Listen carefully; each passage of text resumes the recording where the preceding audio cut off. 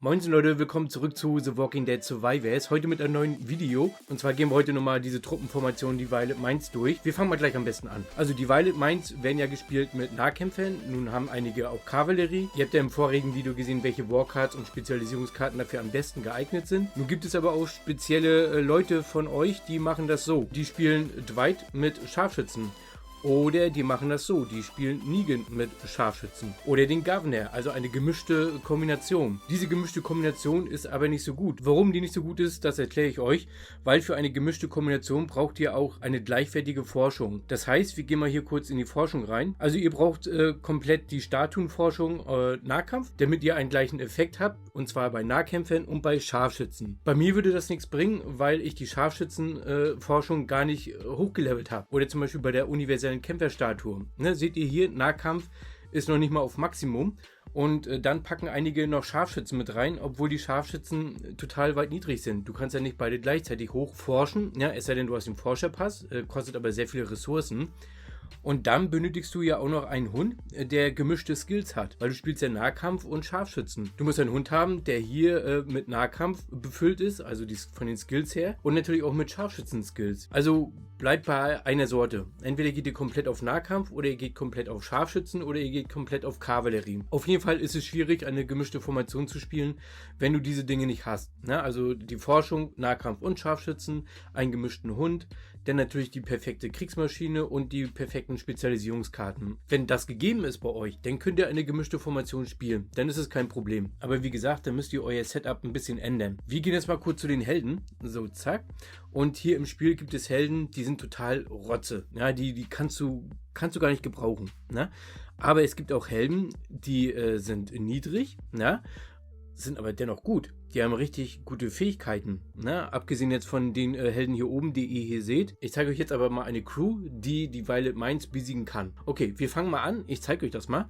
Okay, ich zeige euch jetzt mal die 3 Helden, die Violet Mines besiegen können. Ja, also Nahkampf gegen Nahkampf. Und wir fangen mal an. Ich würde nehmen John. Warum John? John gibt sich selbst Evasion. Also das bedeutet, Gegner haben eine geringere Chance, überhaupt zu treffen. Und die Violet Mines wie Dwight verursachen ihren Schaden über viele kleine Treffer. Wenn davon ein Teil verfehlt, verliert Dwight automatisch eine Menge Schaden. Ne, klingt logisch. Zweitens, John kann Gegner weaken, also schwächen. Das reduziert ihren Schaden um rund 20% und das macht in Runde 1 und 2 einen riesigen Unterschied, weil genau dort entscheidet sich das Duell. Drittens, John hat eine Fähigkeit Primal Rage. In der nächsten Runde löst er viele schnelle Angriffe aus. Jede einzelne dieser Treffer schwächt das gegnerische Team. Besonders die Mid- oder Backline vom Gegner bekommt er ordentlich Schaden. Also die mittlere und hintere Reihe. Also kurz gesagt, John überlebt zuverlässig die ersten Phasen des Kampfes und er sorgt dafür, dass sein Team stabiler ist. In der Mitte, ja, hätte ich genommen oder würde ich nehmen, Shane. Shane ist ein Dwight-Killer. Warum? Shane kann Silence verteilen.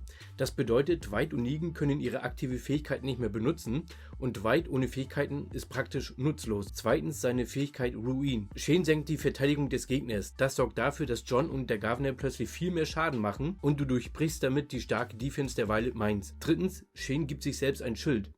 Wenn die Violet Mines versuchen, die Mitte anzugreifen, überlebt Shane länger und stabilisiert damit die ganze Formation. Shane nimmt dem Gegner seine Stärke und gleichzeitig macht er dein eigenes Team stärker. Ist sehr wichtig. Na, hat man so nicht auf dem Schirm gehabt. Hinten würde ich spielen den Governor.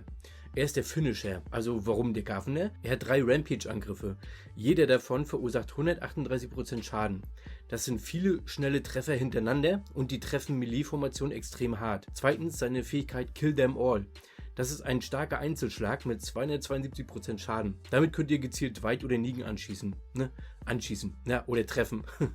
Okay, und der dritte Grund ist seine Fähigkeit Reign of Terror. Hier macht er 228% Schaden und bekommt gleichzeitig ein Schild. Das bedeutet, auch eure Hinterlinie überlebt deutlich länger. Na?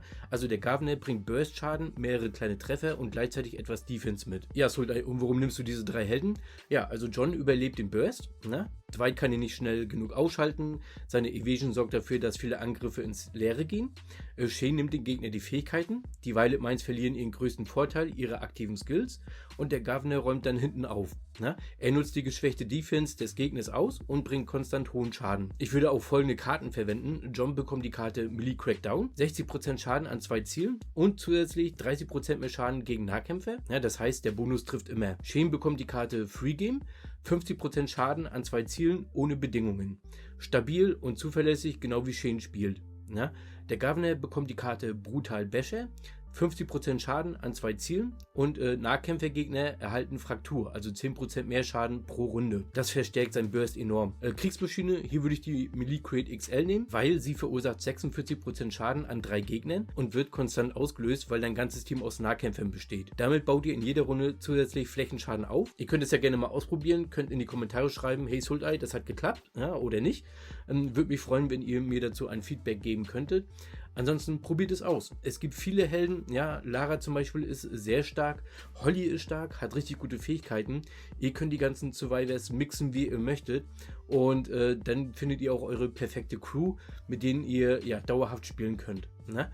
Hoffen wir mal nicht, dass die Entwickler ein paar Helden nerven. Ne? Ich habe ja was gehört, dass Dwight genervt werden soll. Warten wir mal ab, was kommt. Ansonsten, wie gesagt, probiert es aus. Ich wünsche euch viel Spaß beim Austesten. Wir sehen uns im nächsten Video. Macht das mal gut. Bis dann. Euer Sultai. Na? Shane ist der Dwight-Killer.